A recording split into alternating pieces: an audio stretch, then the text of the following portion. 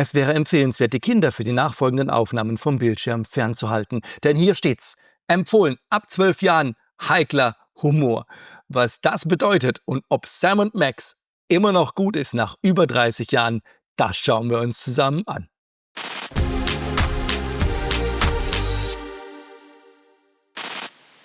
Wir schauen nachher natürlich noch in die Verpackung, so wie es früher einmal war, eine echte Spielebox. Aber erstmal geht's los und wir schauen uns das Spiel an, Sam & Max.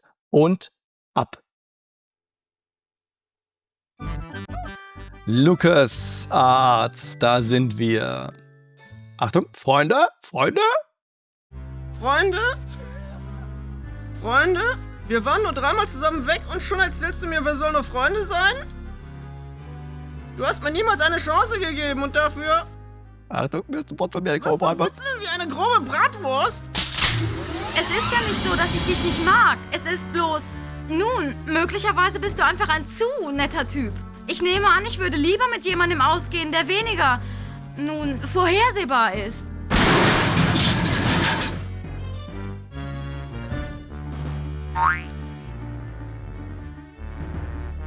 Hallo? Das hier ist kaum der Lincoln-Tunnel, Sam. Für mich sieht das aus wie eine Art zum Scheitern verurteilte Geiselnahme. Oh, heißt das, wir können gleich einem verrückten Wissenschaftler in seinen schwabbligen, käsigen, aufgequollenen Arsch treten? Mir fällt nicht ein, warum wir es lassen sollten. Ihr seid hier völlig nutzlos, Freelance Police. Ein leichter Druck auf den Hebel und meine undankbare Abendverabredung wird zu einer halben Tasse entropischen Atomstaubs reduziert. Ich wusste gleich, dass er kein echter Doktor ist. Soll ich den mutmaßlichen Täter stellen, unterwerfen und bestrafen, Sam? Misch ihn auf, Kleiner.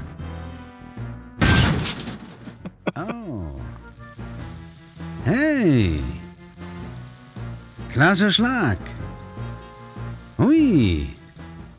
Hängt? Hä? Der Typ ist nicht echt, Sam. Kann ich seine Rübe als Souvenir behalten? Warum glaubst du, tickt das Ding? Das ist kein Kopf. Das ist eine verdammte hässliche Zeitbombe. Lass uns von diesem Sündenpfuhl verschwinden. Pronto. Starke Idee, Sam. Vielleicht können wir diese tickende Rübe irgendwo hintitschen, während die Credits laufen.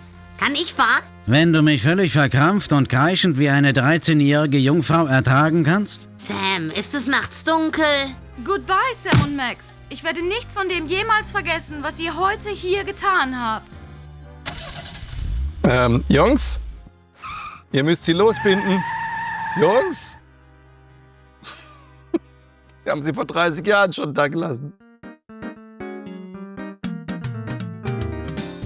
Oh, Medienmusik, ja schön. Während der Vorspann läuft, kann ich ja kurz mal Revue passieren lassen. Über 30 Jahre ist es her. Damals war ich schon richtig stolz drauf, dass ich die Sprachversion hatte mit CD. Und ich weiß aber auch, der Sound lief nicht, die Sprache lief nicht. Ich hatte Probleme mit meiner Spea Media FX, die hatte nur eine Soundblaster-Emulation und das hat nicht richtig funktioniert. Und dann war die einzige Lösung, wie das eben so ist, wenn man ein einzelnes Spiel spielen will, wäre es natürlich völlig bescheuert, sich extra dafür Grafik- oder Soundkarten anzuschaffen. Also habe ich mir eine Soundblaster angeschafft, eine echte Soundblaster von Creative Labs und damit lief dann auch Sam & Max mit Sprachausgabe. Wahnsinn, das ist ewig her, meine Güte, unfassbar. Ja, ich bin gespannt, ob ich es noch kann und ob ich noch die Rätsel hinbekomme.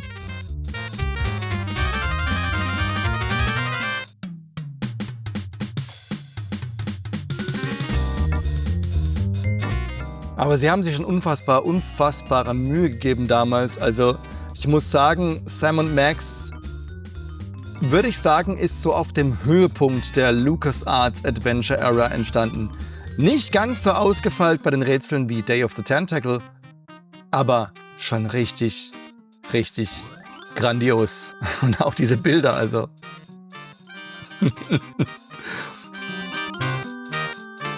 Wahnsinn.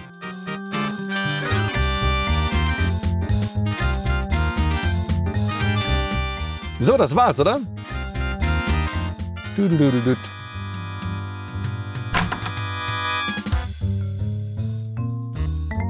Nun, das war mal ein erfreulich zurückhaltender Vorspann. Mir machte diese käsige Atmosphäre der Rückblenden viel Spaß. Wovon zum Teufel sprichst du, Max? Sam, entweder graben sich Termiten durch meinen Schädel oder einer von uns tickt. Ups, stimmt. Max, wo soll ich die entsorgen, ohne dass sie jemanden verletzt, den wir kennen? Schmeiß sie aus dem Fenster, Sam. Dort draußen sind nur Fremde.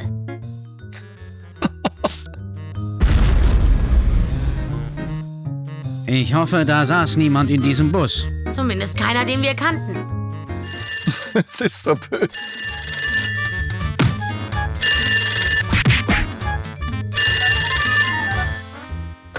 Hallo?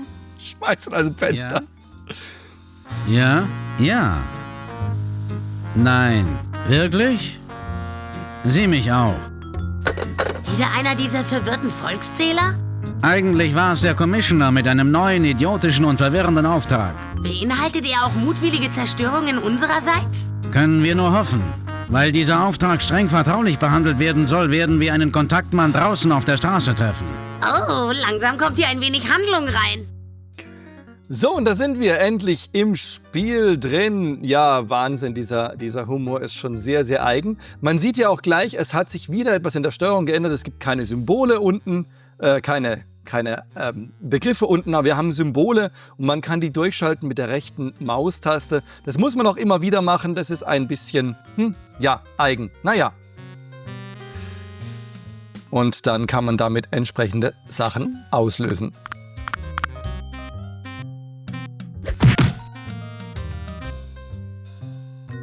Wir haben unser ganzes Geld in dieses Rattenloch investiert. Nein, ich will nicht Max nehmen, ich möchte das Rattenloch nehmen.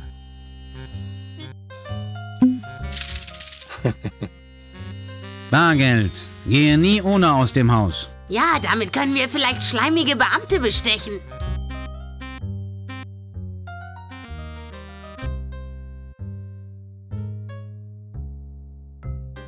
Das ist das Thunfisch-Sandwich, das ich letztes Frühjahr geschmiert habe.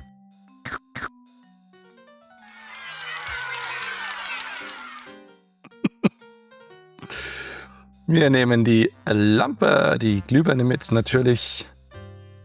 Weiter ist hier nix.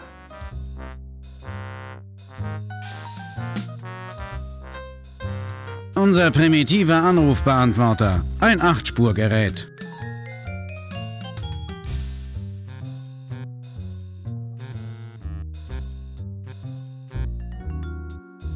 So, du willst also etwas von mir, hä? Gut, dann nimm das. Wie brutal. Aber sehr realistisch. Und hier noch was für unterwegs.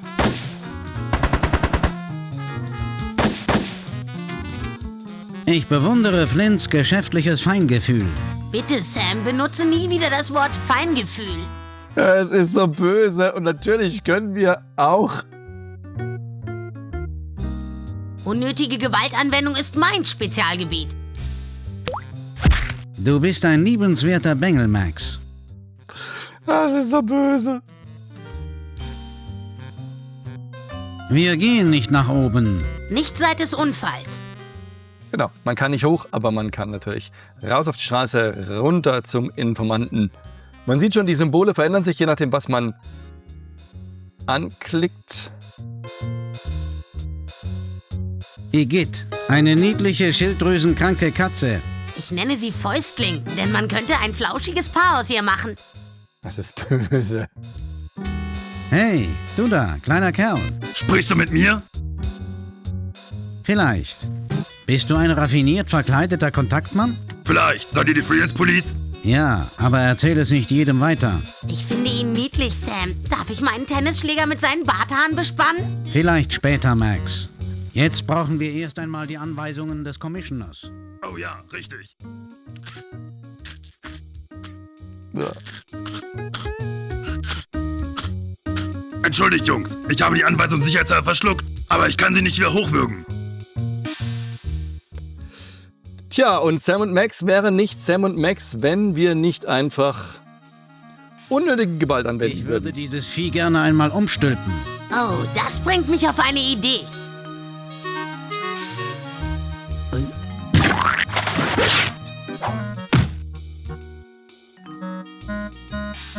In den Anweisungen steht, dass merkwürdige Sachen auf der Kirmes geschehen. Und ich dachte immer, das gehört dazu. Vielleicht sollten wir vorbeischauen, wenn wir nichts Besseres zu tun haben. So wie jetzt zum Beispiel.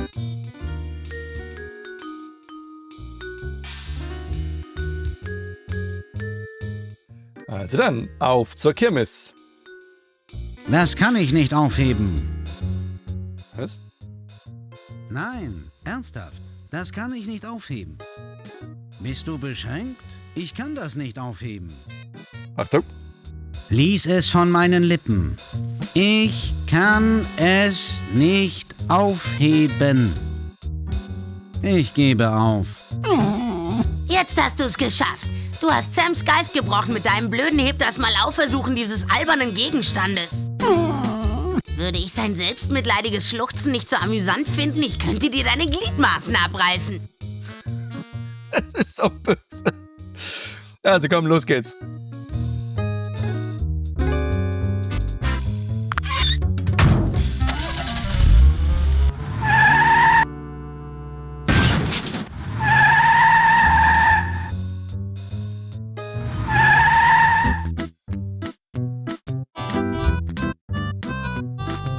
Verdammt und zugenäht, er ist nicht hier. Was machen wir jetzt? Jetzt gehen wir zum Bus zurück und suchen ihn, du Idiot. Ich wusste das.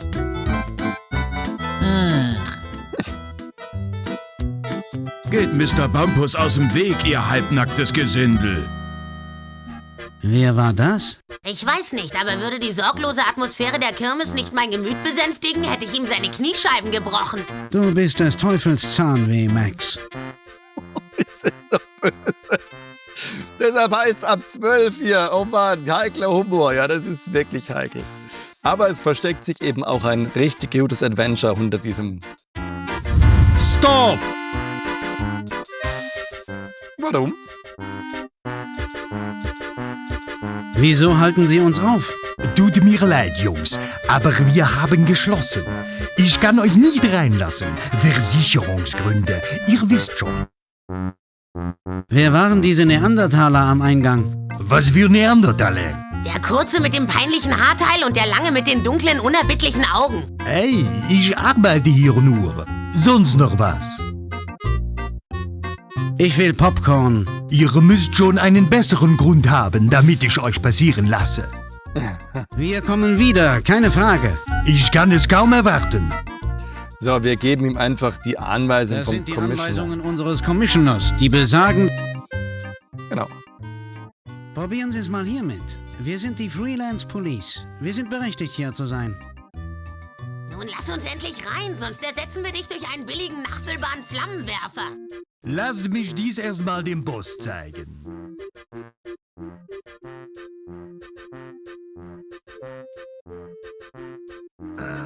Ich glaube, ihr könnt rein. Aber seid vorsichtig. Eine Kirmes kann voller Gefahren stecken. Das war unnötig rätselhaft. Ich würde mir in meine Hosen machen, wenn ich welche hätte. Hier scheint alles in Ordnung zu sein. Sam, schau nur dort drüben. Wie konntest du nur die Behörden benachrichtigen, ohne mich zu informieren? Ich habe versucht, mit dir zu sprechen, aber du hast dich wieder in Selbstmitleid gewunden. Ja, aber... Da sind sie. Oh mein Gott.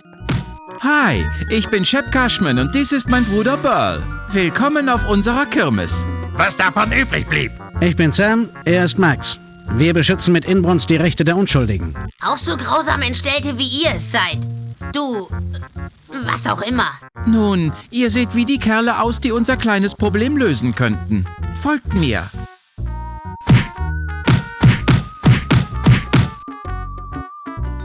Seht ihr diesen geschmolzenen Eisblock? Wie könnten wir den übersehen? Es war unsere Hauptattraktion. Eure Hauptattraktion war ein Eisblock? Red kein dummes Zeug. Unsere Hauptattraktion war ein waschechter, Authentischer lebensgroßer Yeti. in Eis. Darf ich mal zusammenfassen? Sie wollen, dass wir das ganze Land durchstreifen auf der Suche nach einem durchnässten Yeti? Davon bekomme ich womöglich Blasen an meinen zarten Läufen. Aber wir müssen Bruno zurückhaben. Er ist eine brutale, ignorante Bestie. Ohne Sinn für Gut und Böse. Hey, wer ist das nicht? Außerdem hat er unsere zweite Hauptattraktion gekidnappt. Den Eisblock? Nein, Trixie. Das Mädchen mit dem Giraffenhals aus Scranton. Sie verschwand zur selben Zeit wie Bruno. Wir gehen davon aus, dass das Monster sie bei seiner Flucht mitgenommen hat. Max und ich werden nach euren verschwundenen Attraktionen suchen. Aber wir müssen uns frei auf der Kirmes bewegen können. Spuren sichern. Ja, und Popcorn ohne Ende, bis wir uns übergeben müssen. Kein Problem. Hier ist ein Tagesticket.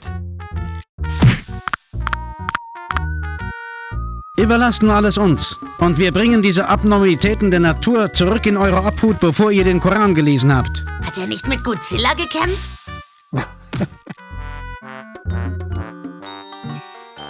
Es ist ein räudiges Büschel Fell von Bruno. Ich glaube, es wäre ein totschickes Toupet für Programmierer mit Haarausfall. Sei nicht albern, Max. Er sieht köstlich aus. Hallo? Hallo? Okay. Sehr gesprächig. Hallo?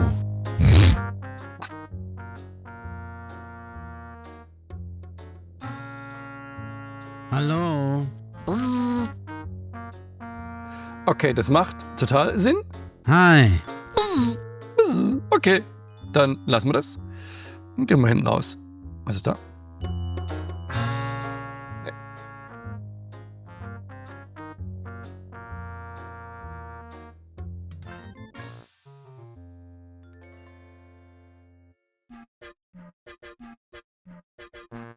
Es ist eins von diesen Schlössern, die man in Filmen immer aufballert.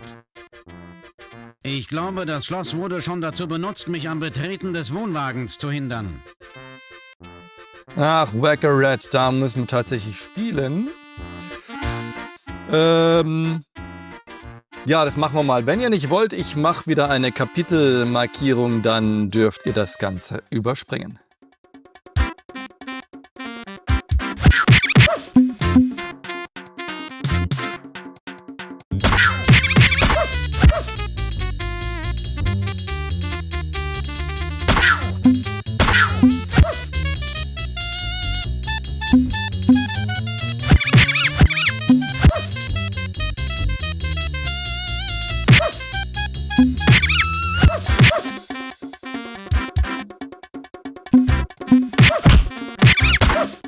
Man kann auch Max hauen.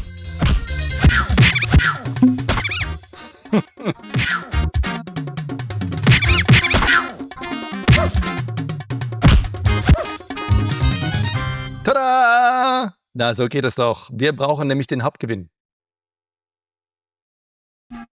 Ich habe etwas gewonnen. Ich erinnere mich. Es ist ein herrliches Bratz das Viehspiel mit einem Preis in seinem Ausgabeschacht. Hey, dieser beschissene Preis hat ja gar keine Birne. Taschenlampe, Birne, wir haben doch alles. Hier, kombinieren Die wir. passt perfekt. Ja, seht ihr. Ja, weiter geht's.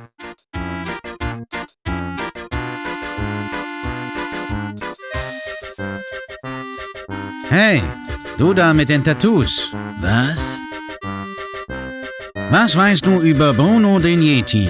Wer will denn das wissen? Wir sind die Freelance Police und wir sind in einem Rennen um Leben und Tod. Und wir sind barfuß. Alles, was ich über Bruno weiß, ist das, was die Cashmans mir erzählt haben. Nun, das war jetzt eine nutzlose Aussage. Aber vielleicht solltet ihr mal den Tunnel der Liebe versuchen. Ein Gerücht besagt, dass einer von Brunos Kumpeln da drinnen ist. Och, lass uns gehen, Sam. Ach, verschwinde. Ah, Tunnel der Liebe, guter Tipp, ne? Hast du eine Ahnung, was mit Trixie passiert sein könnte? Trixie, das Mädchen mit dem Giraffenhals aus Scranton? Nein, Trixie, der sprechende Pudel. Sie war mein bester Kunde. Sie konnte mit dem Kehl der Tragödien stundenlang fahren, ohne Unterlass. Ich liebte es, wenn ihr Hals vor und zurück wippte, wenn ich den Kehl voll aufgedreht hatte. Dein Sadismus beweist deine Professionalität.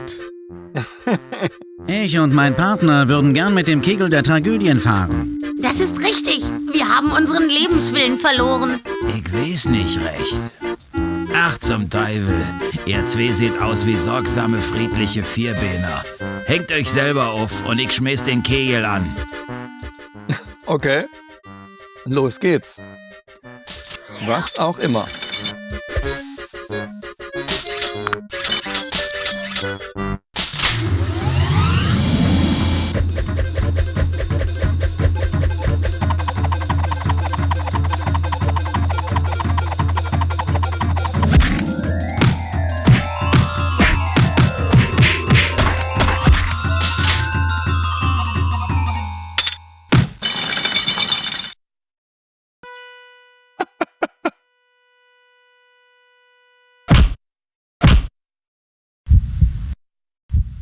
Herz schlägt wieder.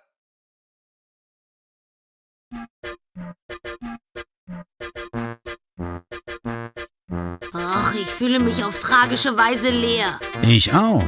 So als ob ein wichtiger Bestandteil meines Innern aus mir herausgerissen wurde. Lass es uns gleich noch einmal tun. Vielleicht später, Kamerad.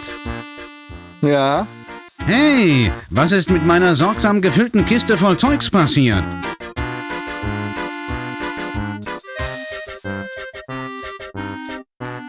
Entschuldige uns, aber wir brauchen Hilfe. Und weil du so überhaupt nicht geistig ausgestattet zu sein scheinst, gehirnmäßig, kommen wir zu dir. Hä? Wo ist denn all mein cooles Zeugs hin? Das muss aus deinem Mantel gefallen sein, während ihr Spaß gehabt habt. Hier ist ein Berechtigungsschein für das Pfundsachenzelt. Na, da gehen wir doch hin. Also ihr seht, wie in guter alter LucasArts-Manier, eins nach dem anderen ergibt sich. Lost and Found, da wollen wir doch hin.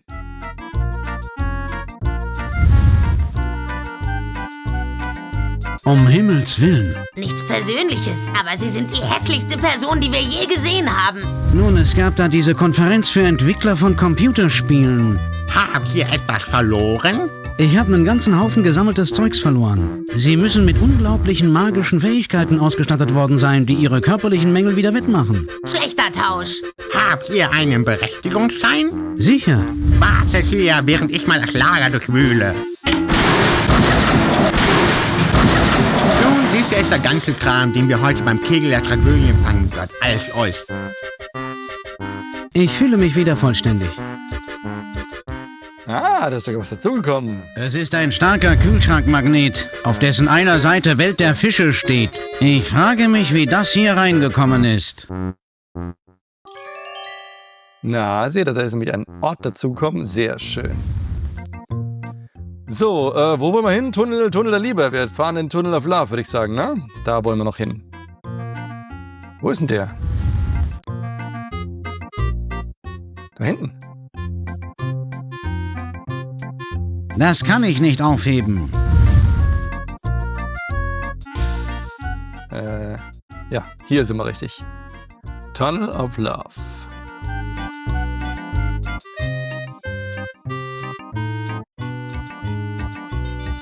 Willst du mit mir in den Tunnel der Liebe?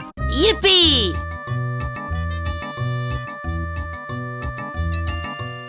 So, was ich noch weiß, Spoiler-Alarm, wir brauchen die Taschenlampe.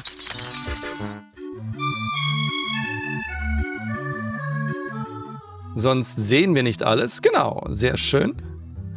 Und dann müssen wir unseren Freund benutzen.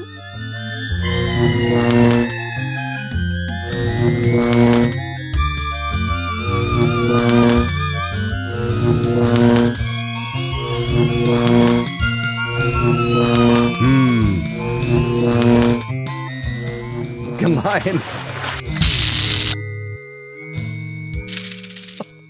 Das ist einfach Mist. Sehr schön, so macht man das. Ja, wie gesagt, Spoiler-Alarm, ganz leichter.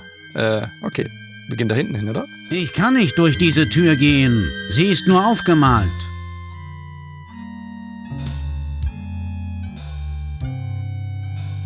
Diese Dinge kann man nicht zusammen benutzen.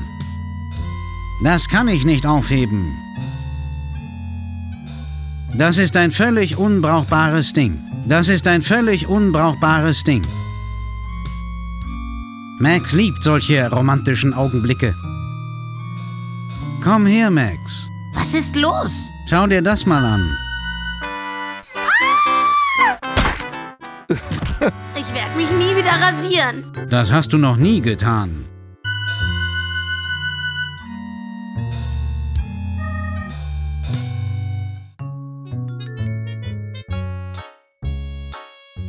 Wo sind wir denn jetzt? Stubinus Hockerus in seiner natürlichen Umgebung. Wer bist du? Ich bin Dirk, der Maulwurfmann. Wer seid ihr? Ich bin Sam, er ist Max. Wir bekämpfen das Verbrechen. Und wir lieben lange Spaziergänge am Strand. Was wollt ihr von mir? Hast du irgendetwas von Bruno dem Yeti gehört? Bruno der Yeti? Also da könnte ich Geschichten erzählen. Verbiete es ihm, Sam. Er will uns eine Geschichte erzählen. Ich traf Bruno das erste Mal vor 25 Jahren in Saigon. Unzählige Stunden später, alles klar. Und dann war da noch die Zeit, als wir alle unsere Steuererklärung von einem Schnabeltier ausfüllten. Halt's Maul! Um Gottes Willen halt einfach deine Klappe! Schau, wir wollen wirklich nur wissen, wo Bruno sich jetzt aufhält. Puh, ich habe keine Ahnung, wo er hin ist. Vielleicht solltet ihr mit meinem Onkel sprechen. Dein Onkel? Ja, mein Onkel Shavul. Yetis sind quasi ein Hobby von ihm. Als ich noch ein Kind war, hat er mir Geschichten über riesige Yeti-Partys erzählt, wo die Yeti aus aller Welt zusammentrafen und ihre Yeti-Tänze aufführten. Und... Das ist schrecklich interessant, Junge. Wo finden wir deinen Onkel? Keine Ahnung. Er verschwand von der Bildfläche kurze Zeit, nachdem er mitgeholfen hatte, das größte Wollknäuel der Welt zu bauen. Ja, und wieder ein Ort. Ich fang gleich an zu weinen. Seht, ihr zwei seht vertrauenswürdig aus. Oh, da sind wir. Ja, du kannst uns so weit trauen, wie wir dich schmeißen können. Und wenn ihr mir meine Lieblings-Pikenuss-Pralinen bringt, dann werde ich euch die Schlüssel zu Trisis Wohnwagen geben. Außerdem erzähle ich euch dann auch das Geheimnis, wie Bruno verschwinden konnte. Warum erzählst du es uns nicht jetzt sofort? Weil ich hungrig bin.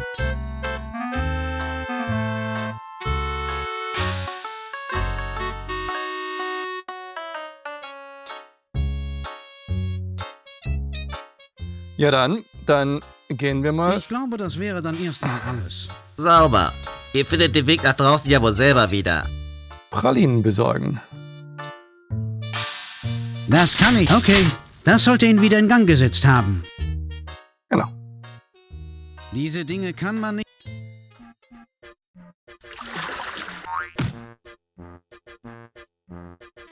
So, dann gehen wir mal und besorgen die Pralinen. Es sind jetzt einige Orte dazugekommen. Das ist tatsächlich das, was natürlich das Spiel auch ausmacht, ne? Verschiedene Orte, Personen, Gegebenheiten.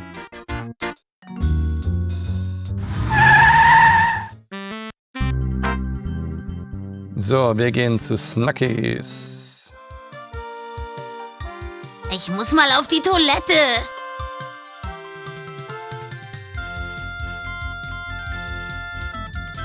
Ich muss mal auf die Toilette.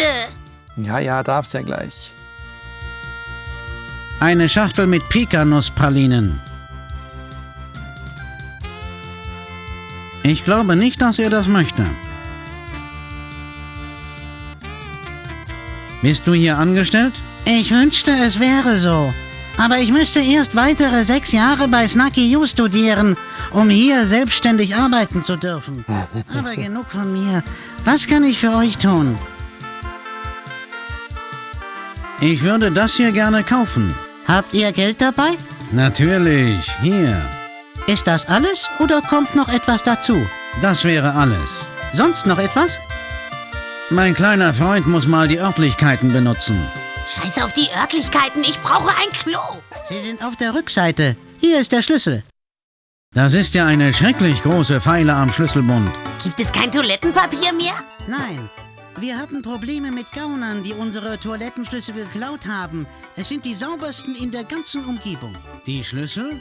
Die Toiletten. Die Schlüssel. Brauchst du Hilfe, kleiner Freund? Ich glaube, das schaffe ich auch alleine, Sam. Nun, was kann ich sonst noch für euch tun? Nichts. Ihr könnt euch nicht vorstellen, wie oft ich das zu hören bekomme.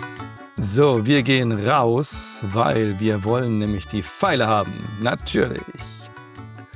Also, wenn ihr bei mir zuschaut beim Adventures spielen, dann ist natürlich Max. Hey, Sam. Soll heißen Max. Was? Ich glaube, wir sollten die Pfeile behalten. Wahrscheinlich hast du recht. Niemand verdient dermaßen saubere Klos. genau. So, Nun, das das war's. war's.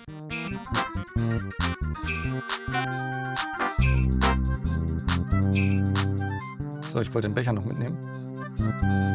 Das ist einer von Snackys übergroßen Trink bis du platzt Bechern. Er ist fast so groß wie mein Kopf. Nehmen wir mit. So, Pralinen haben wir. Diese Schnellrestaurants sind übrigens alle gleich, bis auf ein paar Details. Also wenn wir die anschauen, je nachdem, wo man eben ist. So, wir gehen nochmal zum Jahrmarkt zurück und holen uns den Schlüssel für Trixis Wohnwagen.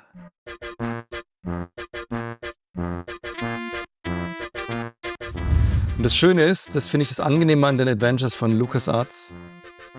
Wenn wir jetzt in den Tunnel gehen, Lass uns den Tunnel der Liebe noch einmal durchfahren. Wenn du darauf bestehst.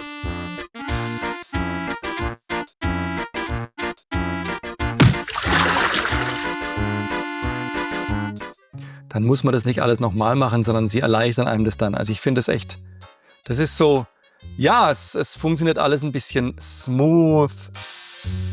Hier, ich dachte, du magst vielleicht ein paar Süßigkeiten. Danke. Dies sind meine Lieblingspralinen. Hey, ihr seid in Ordnung. Nehmt diesen Schlüssel als Beweis meiner Wertschätzung.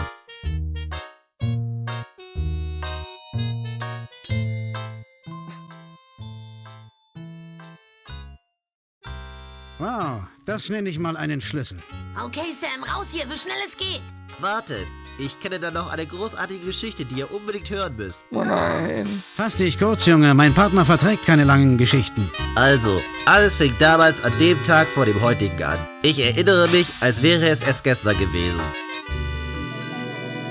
Es war schon lange kein Geheimnis mehr, dass Trixie sich in Bruno verliebt hatte. Jede Nacht schließt sie das Kuriositätenzelt und las ihm eine Geschichte vor, von der sie glaubte, es könnte seine Lieblingsgeschichte sein. Sie schien so glücklich, wie eine mutierte Parodie der Natur nur sein kann.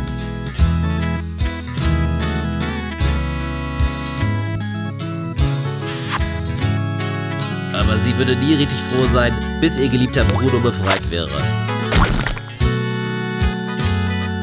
Letztendlich beschloss sie, etwas gegen Brunos missliche Lage zu tun. Sie bat Flambé, den Feuerschlucker, Bruno aus seinem eisigen Käfig zu befreien. Flambé tat die arme Trixie leid und so befreite er Bruno.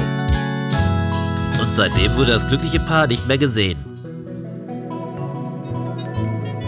Verteufelt gute Geschichte, oder?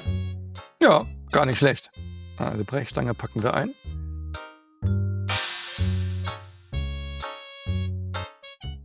Und dann gehen wir wieder. So, Trixis Wohnwagen wartet. Schlüssel haben wir ja.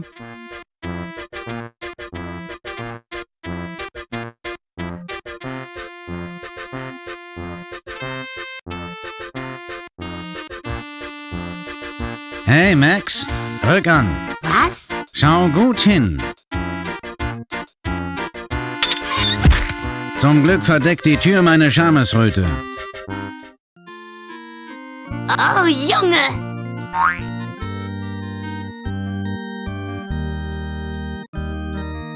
Es ist eine Aussteuerkiste. Ich hoffe, Trixie hat... Es ist ein großer Schrank.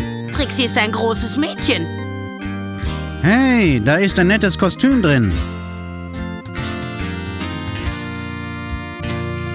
Es ist ein großer Schrank. Trixie ist ein großes Mädchen.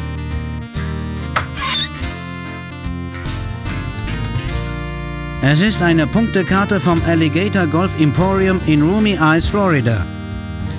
Und zack. Neue Location.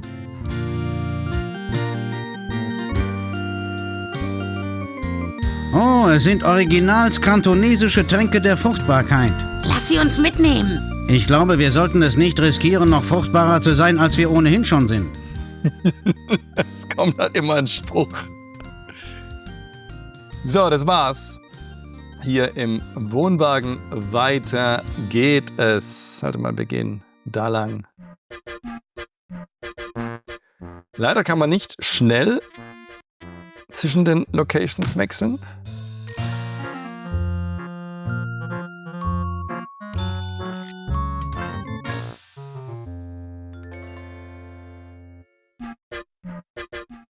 So, wir werfen, würde ich sagen, noch einen Blick auf die einzelnen Locations und dann...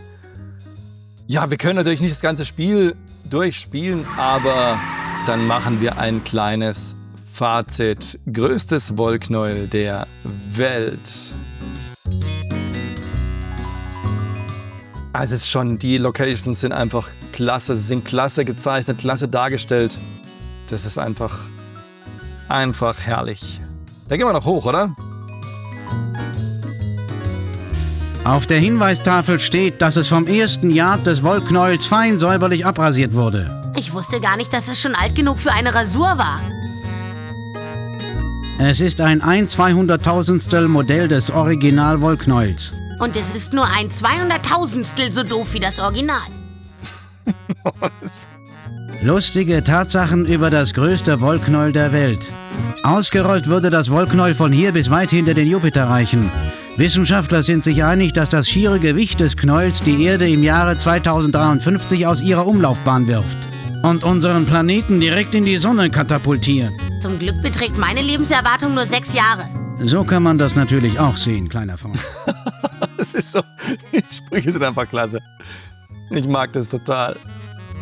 Sollten Sie nicht mit einer Mistgabel in der Hand Modell für ein Gemälde stehen? Kann ich behilflich sein?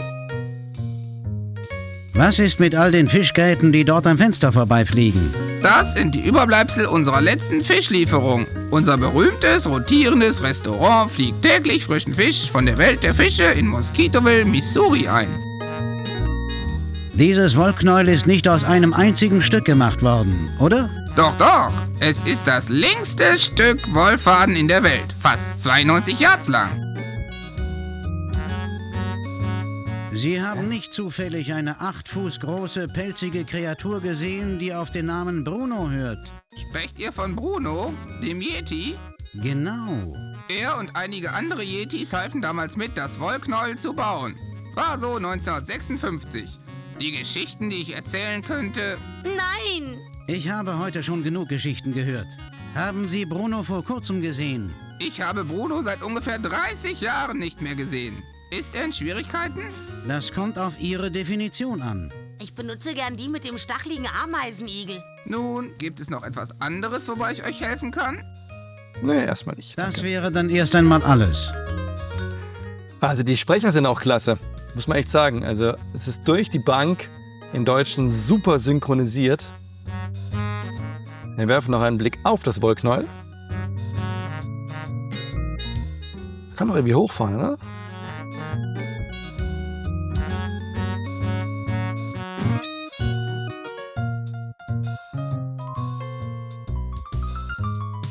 Leg einen Zahn zu, Max.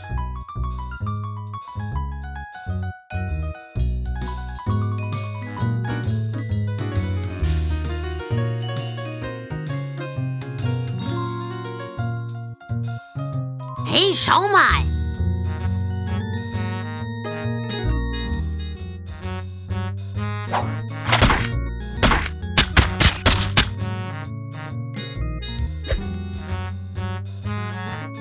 Das ist mal ein langes, loses Ende. Zu schade, dass wir es von dieser Seite des Decks nicht erreichen können. In Spielen wie diesen braucht man immer ein langes Stück Seil. Genau. Kommen wir da nicht hin? Nee, scheinbar noch nicht. Ah, doch, hier kommen wir rein.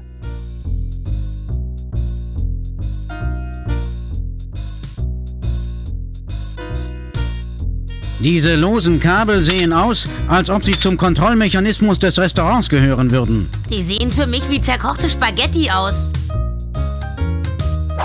Diese Dinge kann man nicht zusammen benutzen. Diese Dinge kann man nicht zusammen benutzen.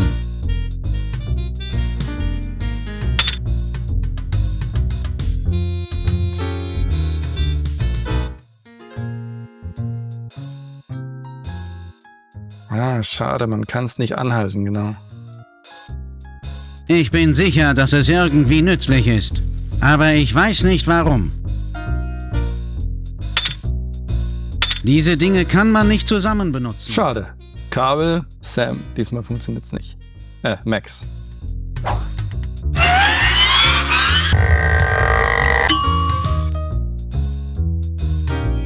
Hab ich auch. Hast du nicht. Könnt ihr nicht eure Klappe halten? Ich versuche mich zu konzentrieren. Hast du irgendetwas über Bruno den Yeti gehört? Wer zum ist Bruno der Yeti?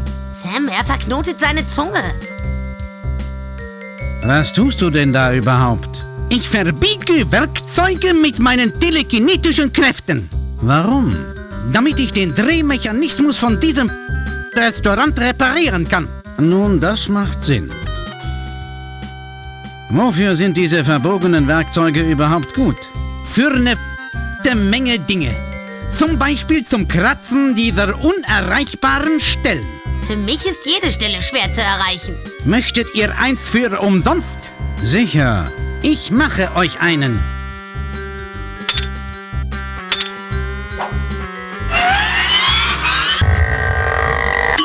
Der gehört dir. Danke. Okay. Nun, bye. Kann man benutzen, oder? Diese Dinge kann man nicht zusammen benutzen. Diese Dinge kann man nicht zusammen benutzen. Später. Ich muss den Fahrstuhl benutzen. Ja, dann benutze er ihn doch.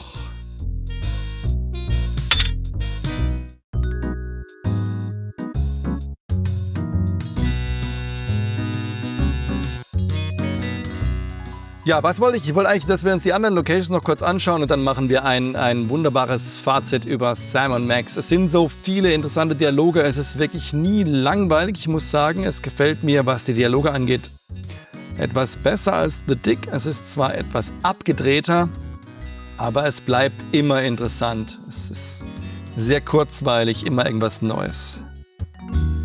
Wir schauen uns noch die Fischwelt an.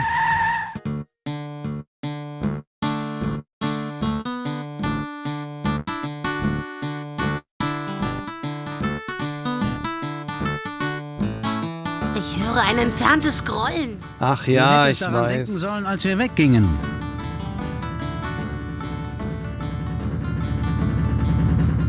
Jetzt weiß ich, was wir da...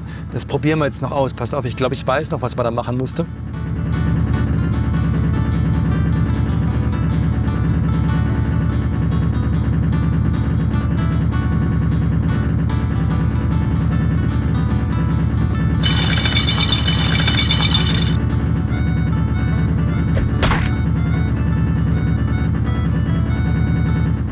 Weil die holen nämlich die Fische für das Restaurant am größten Wollknäuel.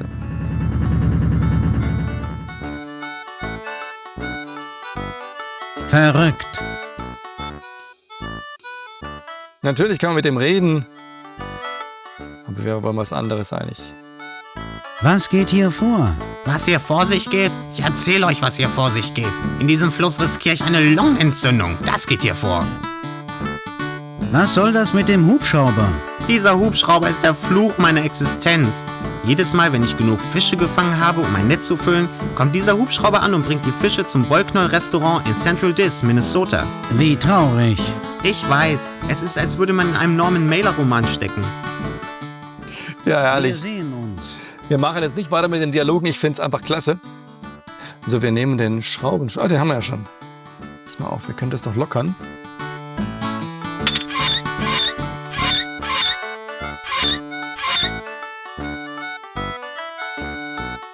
Das klappt ja vorzüglich.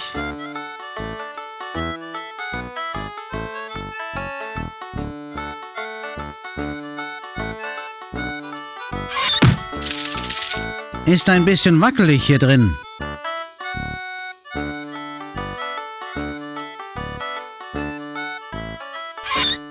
Nein, nein, nein, bleib doch drin. Damit kann ich nicht sprechen.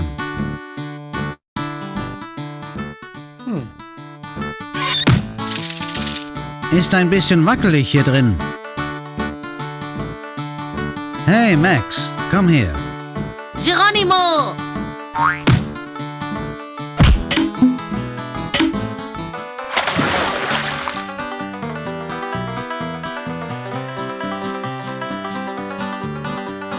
Man muss die Geschicklichkeit bewundern, mit der sich die gerissene Überforelle an ihr Opfer heranpirscht. Diese Erfahrung gehört eindeutig zu den 10 ausgeprägtesten in meinem Leben, Sam. Heilige Makrele. Ich bin eine Forelle, Blödmann. Heilige Forelle. Ich dachte immer, du wärst aus Plastik.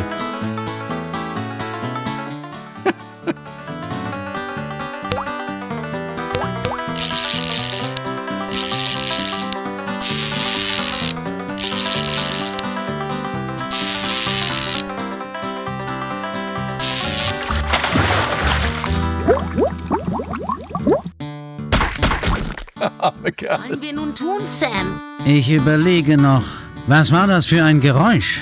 Hörte sich so an, als hättest du zu viel Chinesisch gegessen, Sam.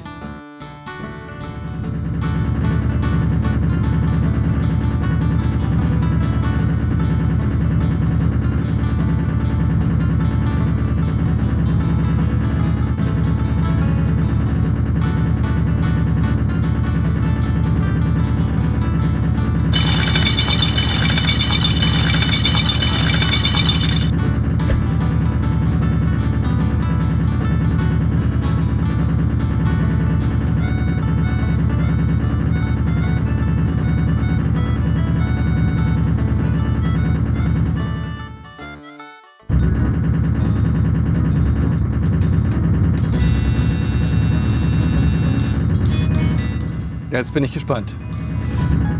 Wir sind ein bisschen groß, oder? Au. Du.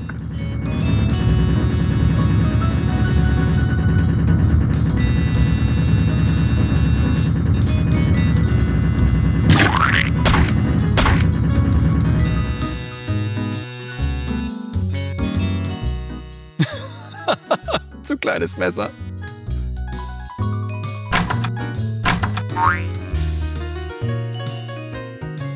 Ich sagte doch, ich hätte einen Plan.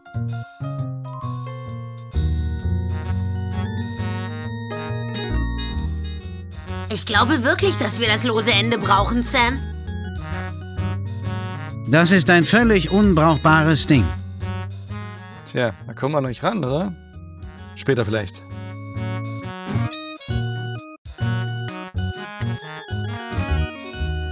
Hey, Max. Doch, ich habe vielleicht noch mit einen Max. Plan.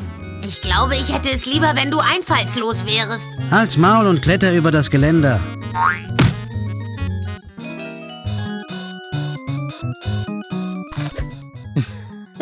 Klar, wenn man keine Schere hat. Es ist nichts passiert. Was habt ihr hier zu suchen? Sonst noch irgendwelche Geistesblitze? Lass uns anfangen, wie Babys zu schreien.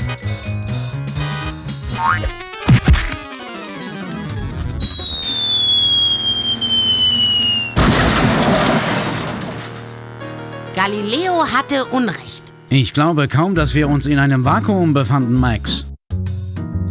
Wie bekommen wir unser Auto jetzt wieder? Wir warten einfach.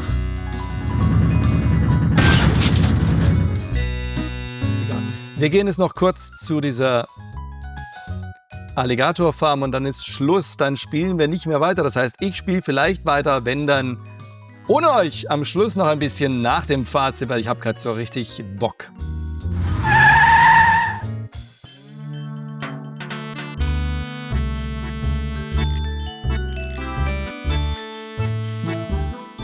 Guck mal hier. Was ist das denn? Was ist das? Sieht aus wie ein paar Schlangen. Alles sieht für dich wie ein paar Schlangen aus. Pass mal auf, das ist... Es ist eine kaputte Golfballzange. Die kombinieren wir mit dem Das wäre Magnet. eigentlich eine gute Idee. Aber ich brauche etwas, das den Magneten am Ende der Zange festhält. Ja, siehst du, fehlt noch was. Egal. Wir quatschen den noch kurz an und dann gehen wir raus zum Fazit. Ich finde die Kombination aus Golfplatz und Alligatorgehege sehr Daliesk in seiner Dissonanz. Ich auch. Ich wünschte, es wäre meine Idee gewesen. Tatsache ist, dass das hier mal ein Minigolfplatz war. Dann damals, 89, überflutete der Sumpf die Anlage, samt Windmühlen und dem ganzen Kram. Und dann saß ich da mit einem halb unter Wasser gesetzten Minigolfparcours inklusive 6 Meter langen Alligatoren. Ich hasse es, wenn so etwas passiert. Das brauchst du mir nicht zu erzählen. Also baute ich den Parcours in einen Übungsplatz um. Weißt du, was das hier ist? Bis ich mir eine neue besorgt habe, muss ich die Golfbälle selber aus dem Wasser fischen. Ist das nicht gefährlich? Sieh dir das an. Wenn er die Hand hochmacht, schwappelt's da unten noch. Welches Handicap schafft hier der durchschnittliche Yeti? Yeti? Fang mir bloß nicht mit Yetis an. Ich hatte einen Yeti. Er war meine Hauptattraktion. Ich fange an, einen roten Faden in der Geschichte zu sehen. Und was hat mir das eingebracht? 10er und 20er? Nein, er rannte davon. Hat ihm jemand geholfen? Nun, jemand muss ihm den Schweißbrenner gegeben haben, den er brauchte, um sich von seinen Knöchelbändern zu befreien. Knöchelbänder? Okay, Ankerketten. Geh nicht weg. Wo sollte ich hingehen? Es reißt nicht ab. Ich guck nur noch da hinten schnell hin. Ich bin gleich fertig, Geduld, Geduld, Geduld, Geduld. Max, lass uns gehen. Und der Geschäftsführer weiß nicht, was mit diesem Yeti passiert ist? Das hat er gesagt, Mr. Bumpus. Weißt du, Lee Harvey, ich fange an zu glauben, dass ungeheure, unsichtbare Kräfte mich an meiner Mission hindern wollen. An sowas denkte ich auch schon. Denkte? Hey, guck mal, es sind diese, wie war das nochmal, Sam? Neandertaler? Ja, Neandertaler. Was bist du überhaupt? Präsident des Haarclubs für kleine Leute? Das ist Mr. Conroy Bumpus, berühmter Country-Western-Star. Ihr solltet ihm besser etwas mehr Respekt entgegenbringen. Für mich sieht er wie ein schmieriger Zuhälter aus und ich wette, seine Glatze juckt ganz fürchterlich unter dem schlechten Haarteil. Vielleicht solltest du mal in den Spiegel schauen, du Fusselhintern. Ja? Ich glaube, ich habe mehr Haare an meinem fusseligen Arsch als du auf deinem heiligen Country-Kopf. Okay, das ist genug. Niemand macht Witze über mein Haar.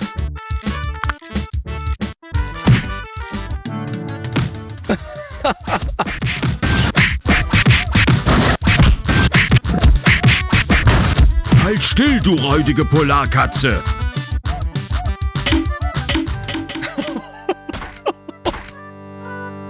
Viel Spaß, Boss.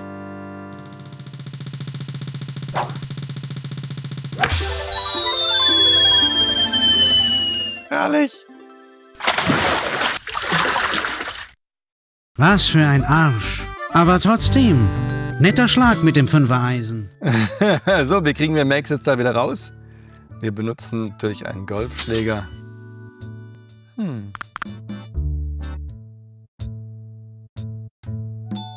Ich weiß es nicht mehr.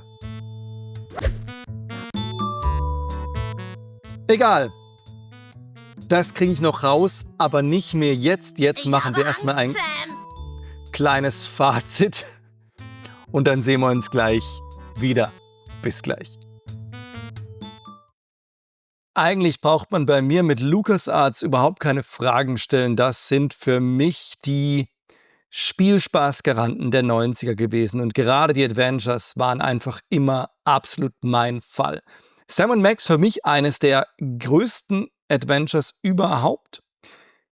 Die Rätseltiefe, finde ich, war nicht ganz so extrem gut wie bei Day of the Tentacle. Also ich denke jetzt nur an diese Zeiträtsel, die wir hatten. Ne? Ich pack den Wein in die Zeitkapsel, dann wird es zu Essig und den Hamster. Und also all diese über die Zeiten hinweg gesponnenen Rätsel waren in Day of the Tentacle noch besser. Aber Sam & Max war, was die Rätsel angeht, grandios. Es war immer fair, immer klar, was man irgendwie machen muss. Also und ganz ehrlich, ihr habt es ja gesehen. Grafik, der Wahnsinn. Also diese Animation einfach herrlich. Sprachausgabe, absolut klasse. Also muss man wirklich sagen, da gibt's gar nichts. Es ist einfach super klasse. Es hat nicht diese Längen von den Dialogen wie The Dick. Es hat dafür eben diesen etwas schrägen Humor, den man mögen muss. Also wenn man das nicht mag, wenn man damit nicht klarkommt, dann ist natürlich Sam & Max außen vor. Aber insgesamt einfach ein herrliches Adventure. Und es spielt sich immer noch gut. Diese Steuerung mit den Symbolen muss man durchklicken. Das ist manchmal etwas sperrig. Das, sei es drum. Aber Ich meine, jetzt sind wir ja Retro-Grafik gewöhnt. Das heißt, eigentlich ist es überhaupt kein Problem, dass es ein bisschen pixeliger ist. Was soll's? Also es ist immer noch klasse animiert. Es ist ein richtig großartiges Adventure. Also das lohnt sich auf jeden Fall nochmal in die Hand zu nehmen. Apropos in die Hand nehmen, von Sam & Max habe ich tatsächlich immer noch die Schachtel hier.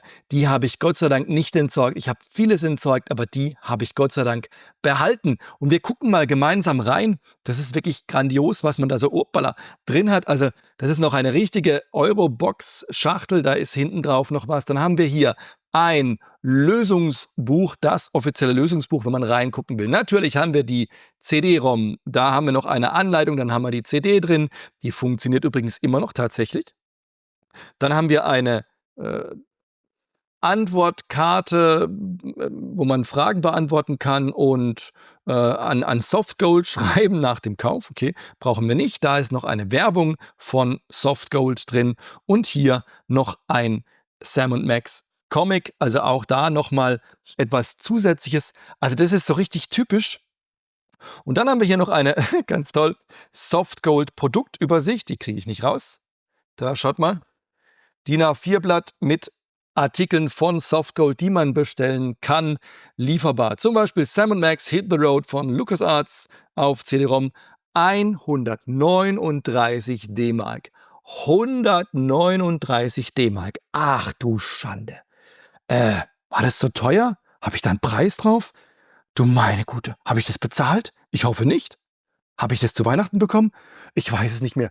139 D-Mark. Wow, das ist ja richtig teuer.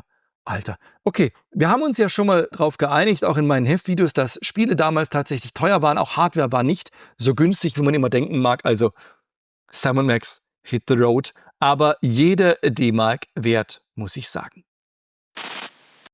In den Spielemagazinen, die ich damals gelesen habe, PC Games und, mein Bruder hat sie immer gekauft, die PC Player, war auch Sam & Max extrem gut bewertet. Bei der PC Games war es das Spiel des Monats und bei der PC Player immerhin eines der richtig gut bewerteten Spiele. Man hatte in der PC Player 89% und in der PC Games sogar satte 93%. Und beide haben im Grunde Ähnliches geschrieben. Tolle Rätsel, tolle Sprachausgabe, wahnsinnig gut animierte Grafik. Also ja, einfach ein LucasArts Adventure erster Güte. Die PC Player hat, wie ich auch gesagt, die Rätsel sind von der Komplexität her, waren sie in Day of the Tentacle etwas herausfordernder, nochmal etwas genialer, aber nichtsdestotrotz ein richtig klasse Adventure. Verschiedene Locations, verschiedene Gegenstände, verschiedene Personen, all das, richtig gute Sprachausgabe, das haben sie honoriert und das hat eben eine richtig hohe Wertung gegeben in beiden Spielemagazinen. In den anderen, wenn ich es richtig noch weiß, in den anderen Magazinen war auch Sam & Max immer extrem gut bewertet. Für mich sind LucasArts Adventures einfach immer ein Garant für viel Spielspaß gewesen und was ich immer extrem mochte, es gab keine Sackgassen. Ich war nicht der absolute Sierra-Fan, ich mochte es nicht zu sterben oder mal in einer Sackgasse stecken zu bleiben und das hat mir einfach bei den LucasArts Adventures immer extrem gut gefallen.